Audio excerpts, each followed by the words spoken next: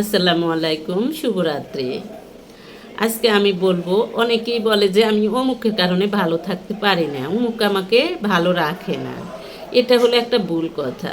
কেউ কাউকে ভালো রাখে না। আপনার ভালো থাকার দায়িত্ব আপনি নিজেকে নিতে হবে। অর্থাৎ আপনার ভালো থাকার বিষয়টা আপনাকে কে মোটা বললো, কে খাটো বললো, কে কালো বললো, কে অহংকারী বললো, কে কি বললো, কে প্রশংসা করলো, কে নিন্দা করলো, আপনি এসব মাথায় নেবেন না। এইসব যারা বলে তারা দেখা যায় যে তাদের আমলনামার মধ্যে খারাপ, তাদের শাস্তি যোগ হচ্ছে। কিন্তু এতে আপনি মাথায় নেবেন না। আপনি মাথায় না নিয়ে আপনি আল্লাহর উপর ছেড়ে দেন, ওদের বিচার আল্লাহই করবে। আপনি ওইসব মাথায় না নিয়ে আপনি নিজেকে নিজে বিভিন্নভাবে মোটিভেট করবেন। আপনি নিজের মতো নিজের যা ভালো লাগে সেটা করবেন। শুধু গুনার কাজ না করলেই হয়। যা ভালো লাগে তাই করবেন, তাহলেই আপনি ভালো থাকবেন। আপনাকে কেউ ভালো রাখবে না। আপনার ভালো থাকার দায়িত্ব হলো আপনার, সম্পূর্ণটাই আপনাকেই নিতে হবে। আপনার ভালো থাকার দায়িত্ব, আপনার ভালো থাকার দায়িত্ব হাজব্যান্ড নেবে না, সন্তান নেবে না, বাবা মা নেবে না, ভাই বোন নেবে না, শ্বশুরবাড়ির লোকজন তো থাক দূরের কথা, কেউ নেবে না। তাই নিজের ভালো থাকাটা নিজেকেই চেষ্টা করতে হবে। মানুষের কথা কান দিবেন না, কারণ একটা কথা আছে, পাগলে কি না বলে, ছাগলে কি না খায়। মনে করবেন যে যার কোয়ালিটি যেমন তার কথাবার্তার ধরনও হবে তেমন। যার লেভেল যেরকম, যার ভিতর যেরকম, চুলার থেকে ছাই ছাড়া আর কিছু বের হবে না, তার ভিতর ছাই আছে।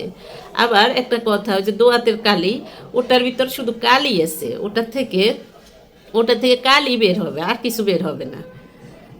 তো এই জন্য আপনি ভাববেন যে ওই মানুষটার ভিতর আছেই এগুলা, সে আর বলবে কি আপনাকে ভালো, আপনি তার থেকে ভালো আশা করেন যে এটা হবে আপনার বোকামো। তাই ভালো আশা না করে নিজেকে নিজে ভালো রাখবেন। বরঞ্চ এই ধরনের মানুষ যদি আপনার সামনে অন্যের কথা বলে, তখন আপনি তাদেরকে বুঝিয়ে বলেন, কারণ এরা আপনার সামনে এখন অন্যের কথা বলতেছে, আপনার পিছনে আবার আপনার নামে বলবে।